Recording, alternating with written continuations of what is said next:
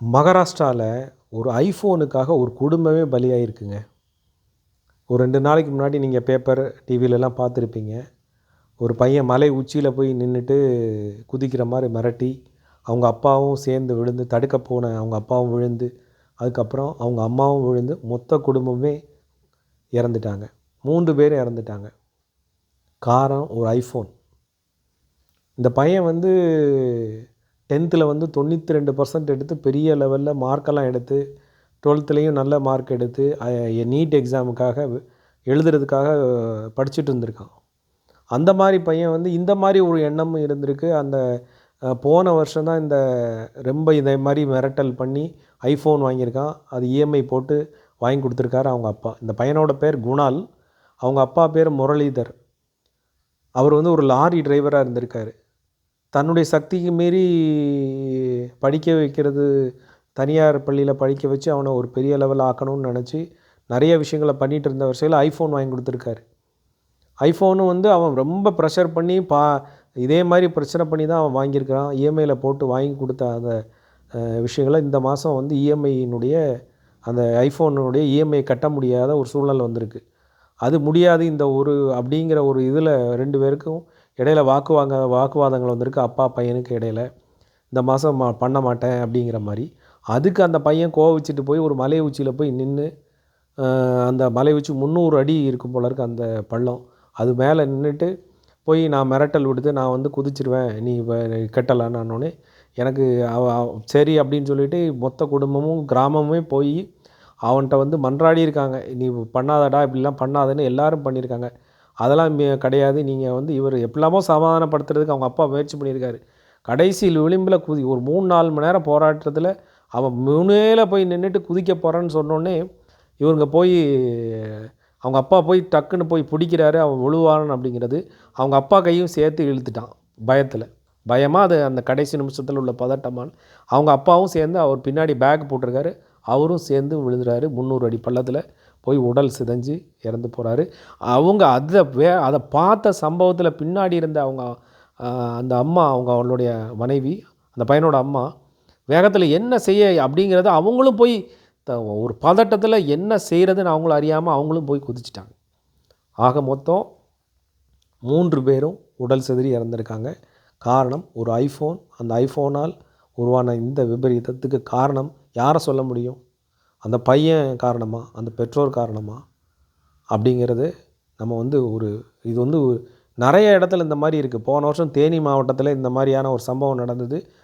ஒரு பெண் ஒரு 17-18 வயசு ஒரு பொண்ணு இதே மாதிரி மாடியில் போய் நின்றுட்டு மாடியிலேருந்து குதிக்க போகிறேன்னு சொல்லி ஒரு ஃபோன் வாங்கி தரலன்னு சொல்லிவிட்டு, இல்லை ஃபோனை வாங்கி தரேன்னு சொல்ல ஃபோனை ரொம்ப பார்க்குறேன்னு சொல்லி பிடுங்கி வச்சதுக்காக பெற்றோர்கள் ஃபோன் ரொம்ப படிக்காமல் ஃபோனை நீ ரொம்ப பார்த்துட்டுக்கன்னு ஃபோனை அந்த பொண்ணுகிட்டேருந்து வாங்கினதுக்காக மேலே போய் நின்றுட்டு குதிக்க போகிறேன்னு சொல்லி மிரட்டி அது ஃபயர் சர்வீஸ் காப்பாற்றிட்டாங்க. இதே மாதிரி சம்பவம் இந்த மாதிரி உயிர் போகிற அளவுக்கு நடந்திருக்கு. இது காரணம் நம்ம பெற்றோர்களும் ஒரு காரணம் அப்படிங்கிறத நம்ம ஒத்துக்கிடணும். பசங்க ஒரு காரணம் அப்படிங்கிறத நம்ம எந்த அளவுக்கு அவங்க மேலே குற்றம் சுமத்துகிறோமோ அதே அளவு பெற்றோர்களாடிய நம்மளும் ஒரு மிகப்பெரிய ஒரு காரணமாக இருக்கும். எதற்கு என்ன ஒரு விஷயம்னா, நம்மளுடைய வேல்யூ அவனுக்கு தெரியணும், அவனுடைய வேல்யூ நமக்கு தெரியணும். ஒரு பெற்றோர்களுடைய வேல்யூ எந்த அளவுக்கு கஷ்டப்படுறாங்க, எந்த அளவுக்கு கஷ்டப்பட்டு நம்மளை படிக்க வைக்கிறாங்க அப்படிங்கிற ஒரு வேல்யூஷன் நம்ம ஒரு குழந்தையானவங்களுக்கு ஒரு குறிப்பிட்ட வயதுக்கு அப்புறம் எப்படின்னா பெற்றோர்கள் படக்கூடிய கஷ்டங்களும் நஷ்டங்களும் தெரியணும். அதை சொல்லணும். நம்ம எல்லாமே நம்ம வாங்கி கொடுக்குறோன்ட்டு நம்ம பசங்களுக்கு நம்ம விருப்பத்தின் அன்பின் அடிப்படையில் வாங்கி கொடுக்கணும் அப்படின்னு நினச்சாலும் அந்த பொருளுக்காக நமக்கு பட்ட கஷ்டம் அவங்களுக்கு தெரியணும் அப்படிங்கிறத நம்ம சொல்லணும்.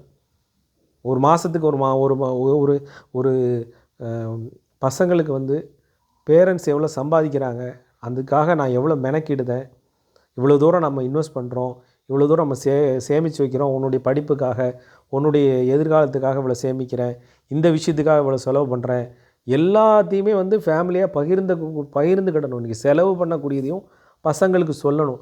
நம்ம இந்த ஃபீஸ் இவ்வளோ கட்டுறோம், உனக்காக இவ்வளோ செலவிடப்படுது. இது உடனே பசங்களுக்கு இதெல்லாம் சொல்லணும் தெரியணுமான்களே, எல்லா விவரங்களையும் தெரிகிற மாதிரி அவங்கள்ட்ட ஒரு டிஸ்கஷன், மொத்த ஃபேமிலியும் சேர்ந்து ஒரு டிஸ்கஷன் பண்ணணும். வரவு செலவு குடும்பத்துடைய வரவு செலவை பற்றி குடும்பத்தோடு சேர்ந்து ஒரு விஷயத்தை பண்ணுவோம். அந்த பையனுக்கும் அந்த உணர்வு வர மாதிரி நம்ம வந்து பேசணும் அப்படிங்கிறது தான் நான் சொல்கிறேன். குழந்தைகளுக்கும் நம்மளுடைய வரவு செலவுகளையும் நம்மளுடைய குடும்ப நிர்வாகத்தையும் கொஞ்சம் கொஞ்சமாக அவங்களுக்கு சொல்லணும். அப்படிங்கிறத நம்ம இப்போ மிஸ் பண்ணுறோம். எதுனாலும் நம்ம சக்திக்கு மீறி வாங்கி கொடுக்கணும்னு நினைக்கிறோம். நம்மளை குழந்தைகள் நம்மளை மாதிரி சங்கடப்படக்கூடாது, அப்படி அவன் கேட்டதெல்லாம் நினைக்கணும். நம்ம அன்பை பொறுத்து செஞ்சாலுமே அவனுடைய நன்மைக்காக அந்த குழந்தைகள் அவங்களுடைய எதிர்காலத்தில் அடுத்த தலைமுறையில் போய் அவங்க கஷ்டப்பட்டுறக்கூடாது. எல்லா வரவு செலவையும் தெரியணும்.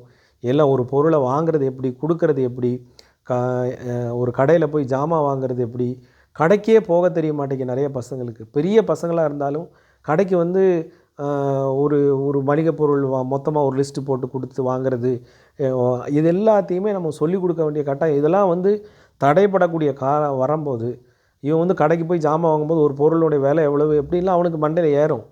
ஒரு சீனி வாங்கிட்டு வா, ஒரு தக்காளி வாங்கிட்டு வானா என்ன ரேட்டு, என்ன விற்கிது, நம்ம எவ்வளோ வாங்குகிறோம், இதெல்லாம் வந்து நம்ம படிப்படியாக அவனுடைய வேலை சொல்வதன் மூலம் கடைக்கே அனுப்ப மாட்டேங்கிறாங்க. எந்த விதமான வீட்டு சம்மந்தமான நிகழ்வுகளையும் அவங்கள உட்படுத்தலைன்னா இந்த மாதிரியான நிகழ்வுகள்லாம் நடக்கும். நம்ம அதிகமான செல்லம் கொடுத்து அவங்கள ரொம்ப கம்ஃபர்ட் ஜோனில் வச்சு அவங்கள சோம்பேறிகளாகவும் ஒரு தைரியம் இல்லாதவர்களாக ஆக்கி விடுறோம். பெற்றோர்கள் 70% பெற்றோர்கள் தான் காரணம், 30% குழந்தைகள் காரணம். இந்த மாதிரி ஒரு சம்பவம் நடந்ததுக்கு இது யாரும் இன்றைக்கி 3 உயிரும் இல்லை. நம்ம எல்லோரும் வந்து எதனால் இது நடந்திருக்கும்னு எல்லா பெற்றோர்களுக்கும் இது ஒரு இண்டிகேஷன். உலகம் மாணவர்களுக்கும் பெற்றோர்களுக்கும் என்ன மாதிரியான நிகழ்வு நடந்துகிட்ருக்கு, இந்த ஃபோன் எந்த அளவுக்கு நம்மளை டாமினேட் பண்ணுது, எந்த அளவு நேரத்தை அவங்ககிட்ட இருந்து சாப்பிடுது, படிப்பறிவுகள் எல்லாமே மாறுது, திசை திரும்பக்கூடிய இதெல்லாம் பண்ணி கடைசி உயிரும் போகக்கூடிய, அதில் அடிக்ட் ஆகி அதை பார்க்க முடியாத ஒரு சூழலுக்கு வந்து அவங்க வந்து வேறு மாதிரி திசை திரும்புகிறாங்க. அந்த மாதிரி நிகழ்வுக்கு நம்மளே காரணமாயிடக்கூடாது. நம்ம குழந்தைகளை செல்ஃபோன் அடிக்ஷன்லேருந்து நம்ம வந்து காப்பாற்றணும். இந்த மாதிரி நிகழ்வுகள் தொடர்ந்து ஏற்படாத மாதிரி விழிப்புணர்வுகள் நிகழ்வுகள் எல்லாத்தையும் நம்ம வந்து சொல்லணும். பண்போடு அவங்க பசங்கள்கிட்ட சொல்லணும். வயலண்ட்டாக சொன்னால் அவங்க வேறு மாதிரி ஆயிடுறாங்க. ஸோ அதை சொல்லக்கூடிய விதங்கள், குடும்பத்தில் நடக்கக்கூடிய நிகழ்ச்சிகள் எல்லாத்தையும் குடும்பத்தோடு சேர்ந்து ஒரு எல்லாரும் பேசுங்க. ஒருத்தருக்கு ஒருத்தர் பேசாமல் இருக்கிறதும், நிறைய விஷயங்களை பகிர்ந்துக்கிறது. குடும்பத்தில் 4 பேர் இருக்கீங்கன்னா, 2 அப்பா அம்மா 2 பிள்ளைகள் இருக்கீங்கன்னா 4 பேர் சேர்ந்து டெய்லி ஒரு 10-15 நிமிஷமாவது எல்லோரும் சேர்ந்து நின்று குடும்ப விஷயங்களை பேசுங்க. இது ஒரு பெரிய ஆரோக்கியமான விஷயங்களை தரும் அப்படிங்கிறது தான் உண்மை. தொடர்ந்து இந்த செல்ஃபோன் நடக்கக்கூடிய மோசமான நிகழ்வுகளை எடுத்து சொல்லுங்கள் எல்லாத்துக்கும், பேரண்ட்ஸுக்கும். அது உங்களுடைய கடமையாகவே வச்சுக்கோங்க. உங்கள் குழந்தைகளை இதிலேருந்து காப்பாற்றுங்க. நன்றி, வணக்கம்.